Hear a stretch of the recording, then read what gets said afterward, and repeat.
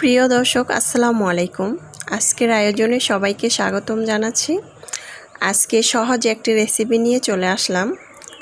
রেসিপিটি হচ্ছে চিংড়ি মাছ দিয়ে পুঁইশাক। খুবই মজার একটা রেসিপি, কম তেল মশলা দিয়ে তৈরি করা যায় সহজভাবে, ঝটপট। আমি বাসায় আজকে করছি, তো তাই আপনাদের সাথে শেয়ার করলাম। আশা করছি নতুন পুরাতন সবার ভালো লাগবে। ভালো লাগলে আমার চ্যানেলটা সাবস্ক্রাইব করে লাইক দিয়ে পাশে থাকবেন।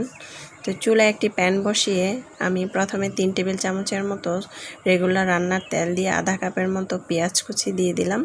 চুলার আঁচটা মিডিয়াম সাইজের করে তারপরে এখানে আমি রসুন বাটা দিয়ে দিলাম হাফ চা চামচের মতো।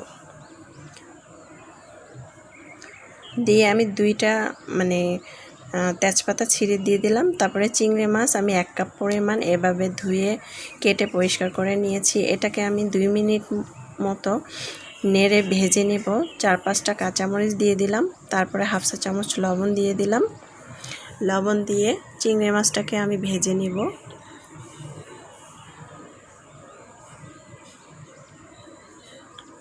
খুবই মজার একটা রেসিপি, কম সময়ে ঝটপট হয়ে যাচ্ছে। মশলা আরও চাইলে কমও দিতে পারবেন, তেল কম দিতে পারেন।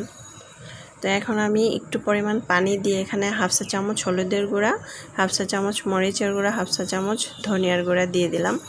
দিয়ে আমি মশলার সাথে চিংড়ি মাছটাকে কষিয়ে নেব। তো আমার কষানো কিন্তু হয়ে গিয়েছে, খুবই সুন্দর একটা গ্রান আসতেছে। এখন আমি পুঁইশাকটা দিয়ে দিব। পুঁইশাকগুলো আমি এভাবে কেটে ধুয়ে পরিষ্কার করে নিয়েছি। তারপর আমি ঢাকনা দিয়ে ঢেকে রেখে দেব প্রায় 3 মিনিটের মতো। চুলার আঁচ বাড়িয়ে 3 মিনিট পর চলে আসলাম। এখন আমি একটু নেড়ে দিব, এপাশ ওপাশ করে নেড়ে আমি ঢাকনা দিয়ে ঢেকে রেখে দেব আরও 5 মিনিটের মতো চুলার আঁচ বাড়িয়ে।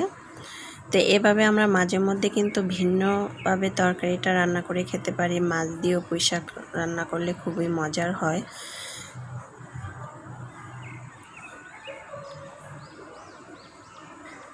তো 5 মিনিট পর চলে আসলাম। আমার তরকারিটা কিন্তু অলরেডি হয়ে গিয়েছে। এখন আমি উঠিয়ে নেব আর একটু নেড়ে।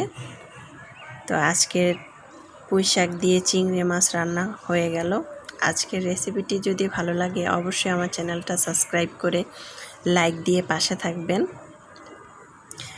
আমার প্রসেসটা ফলো করে বাসায় ঝটপট তৈরি করে ফেলবেন। গরম ভাত দিয়ে খুবই মজা হবে। আলহামদুলিল্লাহ। আল্লাহ হাফেজ।